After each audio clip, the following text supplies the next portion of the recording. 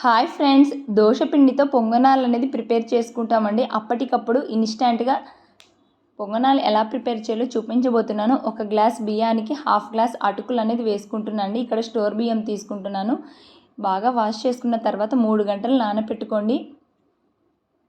ఇవి మెత్తగా నానిపోయండి. ఇప్పుడు మెత్తగా గ్రైండ్ చేసుకోండి.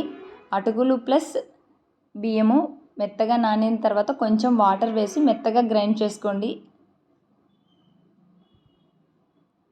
మెత్తగా గ్రైండ్ చేసుకున్న తర్వాత ఒక గిన్నెలోకి యాడ్ చేసుకోండి. ఇప్పుడు దీనిలో కొబ్బరి పచ్చడి అనేది ప్రిపేర్ చేసుకుంటున్నాను. ఒక కడాయిలో ఆయిల్ వేసుకొని కొబ్బరి ముక్కలు దూరగా వేయించుకోండి. మరీ ఎక్కువగా వేయించుకోవద్దండి. వేయించుకోకున్నా పర్వాలేదండి. ఒక 3 పచ్చిమిరపకాయలు కొంచెం ఆయిల్ వేసి ఫ్రై చేసుకోండి.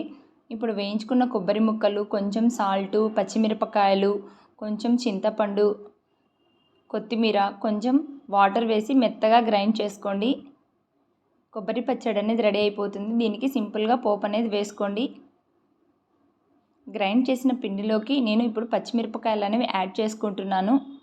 అలాగే జీలకర్ర, ఆనియన్స్ చిన్నగా కట్ చేసుకొని వేసుకోండి. దీనిలో పుదీనా, కొత్తిమీర, కరివేపాకు చిన్నగా కట్ చేసుకొని వేసుకుంటున్నాను. కొంచెం సాల్ట్, కొంచెం సోడా వేసుకొని కలుపుకోండి.